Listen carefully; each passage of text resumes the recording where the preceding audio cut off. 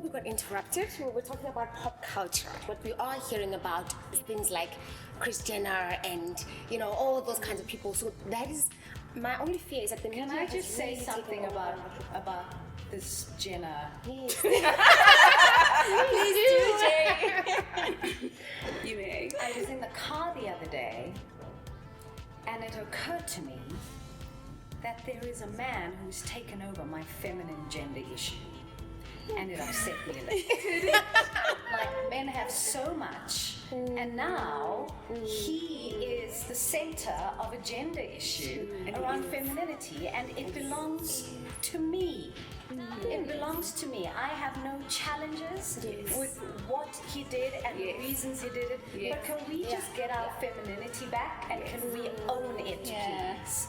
Because I'm sorry, I'm very extremely honest person That he's taken the baton over and running with it. I just suddenly, this is now our hallmark for feminine. That's how good we need to look. I'm sorry, but it took a lot of doctors a lot of years to get that man to become that woman, and she is not my role model. She's not my role model. Strong women are my role model, and I feel really strongly about this because it's like every time I want to speak about something feminine or a magazine cover. Oh, I saw you on a magazine. Oh, did you see the Jelly cover? Was it on Vanity Did you see my cover? Compare my Gerry magazine cover with a cover that was done by a man who became a woman. I'm sorry, it is out there. You can Facebook me.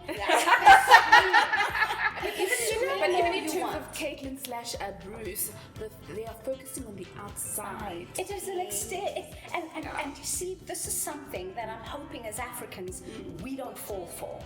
We mustn't fall for the trap or the trick of where everything becomes externally gratifying for us. We're an exceptionally soulful people. But Gerry, this is a man who says he's always felt like a woman. Good for him. He claims it's internal. No, good. Hey, one more for us. I don't know. Yeah. But it means my queue at the bathroom becomes longer.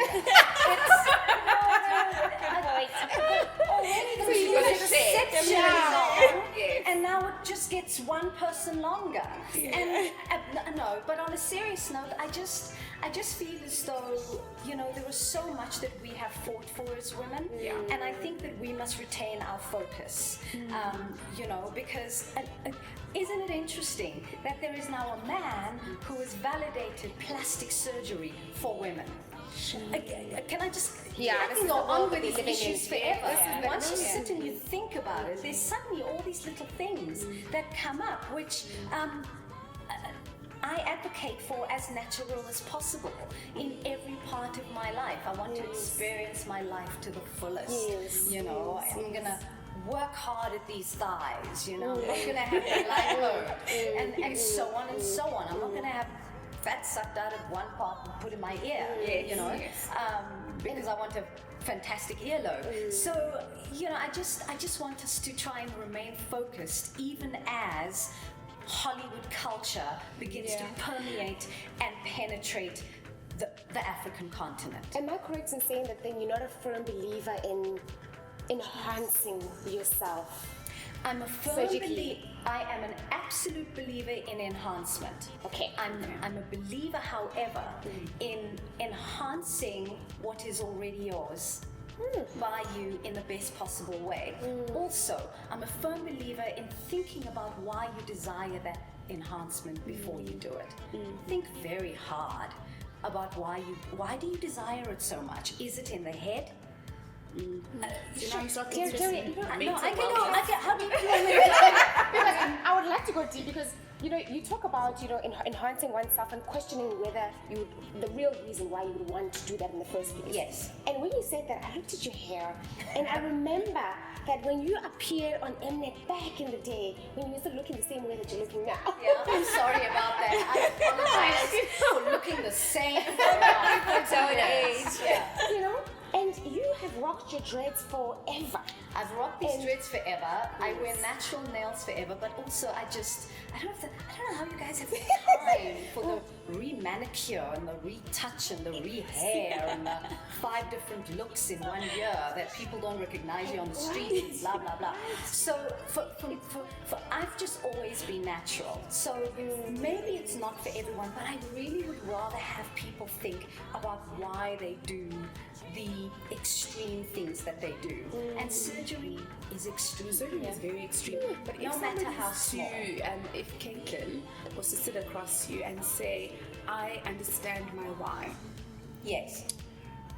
would you respect maybe is not the right word, would you maybe be a bit accepting that yes, okay, forget the queue in the bathroom, but she's taken 65 years to understand her why, Yeah. and it differs perhaps to your values. If and Caitlin philosophy. agrees to use the men's room.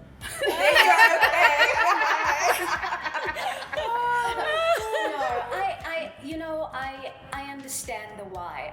I think as human beings, Yes. we're made up of so many parts, Yes. and I believe and I practice that we're all made up of our light and our dark, and our good and our bad, and our happy and our sad. And I understand how needing to enhance the good and becoming whole is important. And I can even go as far as understanding that this is why he needed to go through this transformation.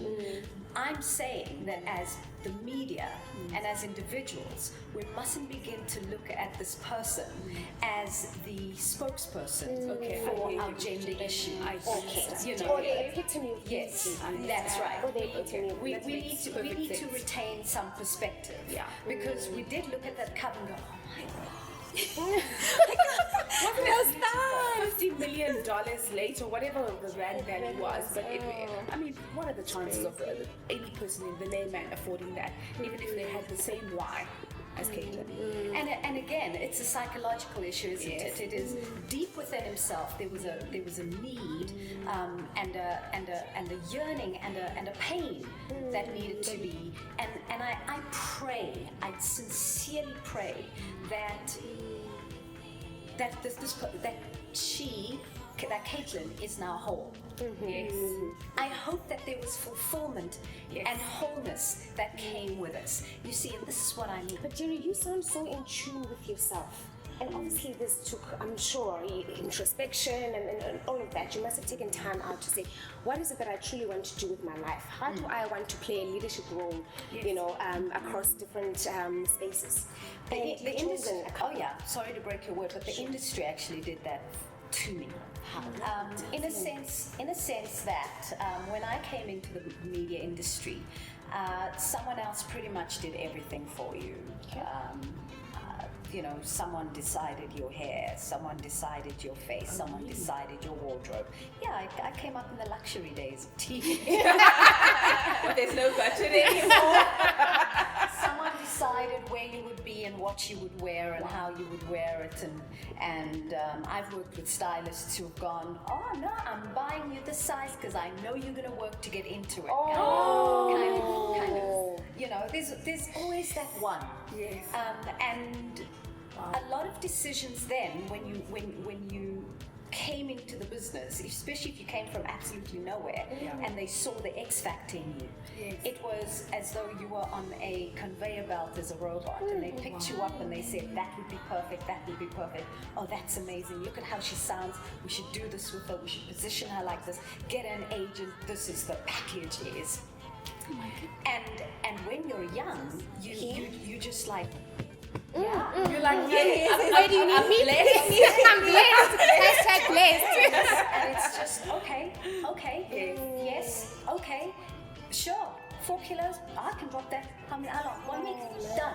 You do what is expected of you, and that is the nature. I think if you speak to young people or even older stars in South Africa or across the world, across the industries, you'll find the same.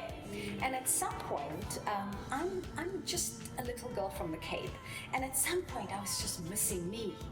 I really started missing It's quite sad. me. I wanted me back. You know, I would sit in a media interview and I would chat my heart out, and then I would read the paper on the weekend and I'd go, oh, I didn't mean it like that. That's not what I said. And you'd feel like hiding for a week because the journalist, either the sub-editor said, you're making this kid look too cute. You can't make her look cute. I'm not looking for cute. Where's the bitch? Change that sentence. It's got to read differently. Yes. And then you read, but that's not what I said. This is, and what happened with me was that I continued to speak to the media, understanding their value in my life and my career, but I started saying less. Said less to them, said less to you, said less in conversation. Just the bubble that is Gerry, even now, just simmered. And one day I realized that no, I'm sorry, I miss the me. Yes. And how do I rediscover the me? And that's when the introspection became. That's when I decided that this is the size we are. Okay. This is how we live. I will no longer keep facts of my life away from the media. I will share everything that I am. And what were the consequences? The consequences were that I was a happy person, and you, if you have bad karma, you go ahead with your bad karma and you write your bad story. Yeah. And you know what I've discovered over the years is that when I am honest and people misconstrued my honesty, there's always someone, especially now with the invention of social media, who goes, hey, Wenna, who said that about Sis Gerry? No, that's not the truth. That's not the Sis Gerry, you know, and I just have to sit back. While others defend my honor. I don't have to do a thing because all I've ever been is honest. Gerry, you seem to be definitely in tune with who you are now, and it sounds like it was a long road, you know. You seem to be very in tune with yourself as a woman, and I'm quite interested in all the roles that you've played in furthering the agenda of the woman, the girl child. Yes. What are some of the initiatives that you've been involved in? In discovering myself, I pretty much discovered that I'd been, shall I say, divinely positioned in media to change the lives of other people. And that I was going to use my platforms and my voice to a large degree to change the lives of others. I discovered that I'm actually more of a social activist than I am, and a spokesperson for social issues than I am a celebrity. I sit around celebrity stuff and my head is going blah, blah, blah. I just want to put my hand up and go, can we just talk about the guy on the corner who we all passed? It's winter and it's cold, and what have we done for him today? And I discovered that about myself. I discovered that I absolutely love my life. I love my celebrity. I love my career. I'm terrific on TV. I'm everything that television requires. Yeah. But at the heart of it, I'm a volunteer, I'm a humanitarian, I'm a social activist. And so my work in tuberculosis was my first big step out. And that was interesting because it's been 15 years and I've represented Africa on the world stages. I've spoken at the UN in New York, I've spoken in Geneva, I've traveled the world speaking on tuberculosis on the continent of Africa and defending the African case for how we can change the status quo for Africans. And then I moved into mother and child health. Before you moved into mother and child health, Yes. why tuberculosis? Why that plight? I'd actually, they discovered tuberculosis in my womb 15 years ago, and it's the reason I've never had any of my own children, because it actually, I'd been infertile because of the TB. And so it was the first time I'd ever found out about TB outside of the lungs. You always hear about TB in the lungs. You hear about TB in the lungs, people cough, you take medication. And then I got involved in mother and child care, and I'm one of the patrons for the Johannesburg Child Welfare. Yeah. And from there, about a year ago, I was approached by one of the Mandela grandchildren, Okay. the eldest grandchild, and she was doing an event where she was raising money for sanitary towels for rural girls. And I remember sitting at this event thinking, I've never had to think about a girl not having this. It had not occurred to me that there might be a girl who doesn't know how to take care of herself at that time of month. And then it occurred to us again, listen to this, the amount of girls who do not finish high school. Yes, that's painful. Who do not finish high school because they miss so much school because they don't go to, they don't write their exams when they have their period. They don't attend class when they have their period. So you fail. Oh, you fail. And you're not failing as a consequence of your idiosyncrasies or your lack of intellect. You're simply failing because you don't have access to something that We consider basic. oh my goodness. And something, a paper towel that carries your dignity. Sure. Your dignity in a package. It just stays home. I know I'm giving too many words to it. It's beginning to No, I'm really touched because I hadn't looked at it the way that you are looking at it or unpacking it right now. All I ever considered was the fact that there's girls who sometimes don't get to go to school. Never did it cross my mind that they actually fail as a result of it. They don't matriculate as a result of it. By Revelation. grade 11, you're thinking, I'm so far behind with school. Is it worth going back? Imagine. Then consider this. You get teased by teachers and students when you do go back to school. So where have you been for the last 5 days? And then you're No, embarrassed come on. to say. Where have you been for the last 5 days? Goodness. And you deal with that month after month after month. Imagine in a month missing 4 days of school. Then there's some gogo who says, hey, you know, if you got pregnant, you wouldn't have your period for 9 months. Oh no. No, so for me now that's a bit. That's extreme. Let's just discuss the issues. Sure. So you know, then some girl thinks, you know what, I'll have more dignity as a pregnant girl than I would having to sit here and not have access to this thing.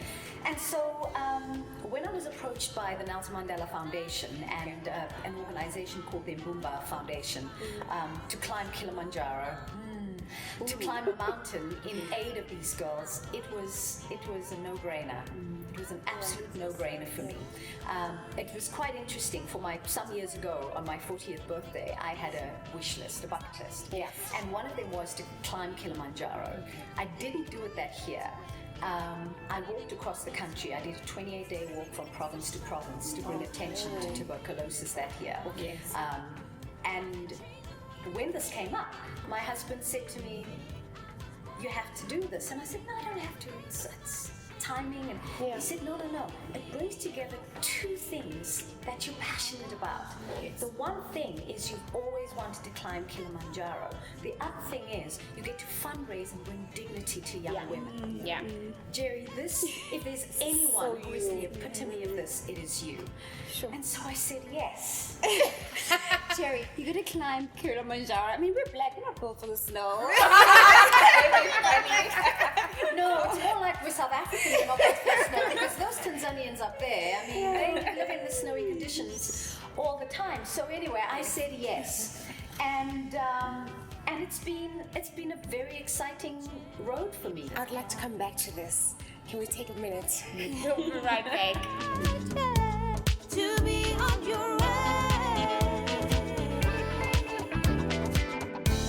Open up a new page. This side for the camera so they can see the spot. And then you, as if you're going down to sit on a seat. You sit.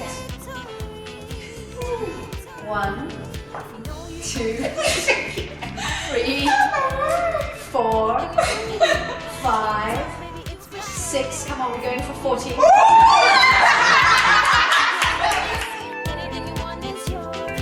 It's not a maybe, it's for sure. So guys, Gerry is so much fun. So earlier on, she had Louis and I doing squats. Charlotte is an exception, of course. Look at her. I'll be back. And this is how now she's preparing for the Track for Mandela initiative. Yes. That she's been telling us about just earlier on before we cut. And just wanted to ask you, how do people like myself and others watching get involved? Because you spoke about the overall objective of this initiative, which is obviously to help girls do better or get back into school consistently. How can we contribute? Yes, there are a few ways. The one thing is conversations like this, just passing the message along that there is a need. The other thing we're doing to fundraise is that each one of the climbers, and we're media personalities, social activists and business people from across the continent who are climbing, each one of us has a pledge line. You dial the number 42513 and you SMS my name, Gerry, with a G, not a J, because there's a guy by the name of Gerry and he's getting all my pledges. So if you SMS my name, Gerry, Gerry, to the number 42513, you'll be pledging 30 Rand to one pack of sanitary towels for a girl in the rural areas of South Africa. The aim for me for next year is to enlarge our territory and to ensure that sanitary towels get to the neighboring countries also. And who else rather is involved in this initiative in terms of climbing or tracking up? Some names you might recognize. Leanne Manas from Morning Live, Libiani from Sunrise, Gucci from Kaya FM here in Johannesburg. A few journalists are coming up with us. The CEO of Tourism South Africa is climbing with us. The Mayor of Ekurhuleni is climbing with us. Yeah, fantastic. The CEO of the Nelson Mandela Foundation is going up with us yet again. So it's quite a prestigious group of people who are climbing, and you're climbing on the 18th. And well, no, we take off on Monday morning. So when you guys are sitting here and enjoying yourselves on Wednesday evening, we'll be halfway up to the top. We summit on the 18th, so we're hoping to be at the top of Kilimanjaro on Mandela's birthday, on Mandela Day. Excellent. So what about social media? I mean, I don't know how. What are you taking with you to take pics on top of the mountain? We'll be taking pictures. We'll be recording as much as we can, but there are no signals that high up. So everything we do will have to wait until we come home. So I hope to hear from you guys and to come home to your well wishes. If my fingers aren't, if they still exist. The frostbitten. Gerry, do you have a target amount that you want to raise? Well, the amount we're going for is we're hoping to raise 4.5 million Rand to support 270,000 girls across the country. That's too big a number, and that's not everybody. So the better we do, the higher we climb. And my motto for climbing and what's been keeping me going has been, I'm climbing so they don't have to. Sure. Wow. And so if we can just focus on that, I believe I'm going to make it to the top. Oh, we'll help you. I'm going to help you. Wow, what an amazing host. Ladies, I didn't guess. It feels like she was hosting us. We're learning so much from you. I have that energy. It's like, oh, mom's in the house. Ladies, thank you so much. Gerry, thank you very much for honoring us with your presence. Pleasure. A few more of those squats and I wish you'd seen them earlier. Oh my God. Our thighs are burning. Thank you very, very much for spending your precious time with us here today. Thank you. For sharing the message out there. Thank you. And absolutely, we will continue driving this message. Thank you very much. With our immediate, people that we know. Yes, wonderful. Wow, what an amazing show. Thank you once again for taking time to watch us. Again, the beautiful Gerry. She is amazing, as you can see. And thank you, ladies. Thank you very much. And I want to encourage all the ladies out there to just really take charge of whatever it is that you decide to pursue. Whether it's passion or anything else, just really take it, own it, and give it back. That's us.